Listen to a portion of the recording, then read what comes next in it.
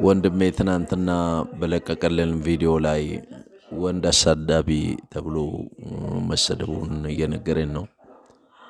ግን ወንድ አሰዳቢ ሳይሆን የወንድ ጀግና ነው። ጀግና እናቱ የወለደችው ጀግና፣ ቤተሰቡን የሚያከብር፣ እህቱን እናቱን የሚያከብር፣ ለቤተሰቡ የሚኖር፣ እናቱን የሚወድ፣ እናቱ በእሳት ውስጥ ተቃጥላ አሳድገው እንደገና እሱ ደግሞ እናቱን ሲደርስላት እንደዚህ ሲረዳት ሰው መሳደብ የለበትም። እንዴት ይሳደባል ሰው? እና ለሚሰግጥ፣ ጫት በጉያው ይዞ ለሚሄድ፣ ለሚሰክር፣ እናት አባቱን ለሚሰድብ ያ ነው የሚያሳፍር። ስለዚህ ልጁ የሚያሳፍር አይደለም።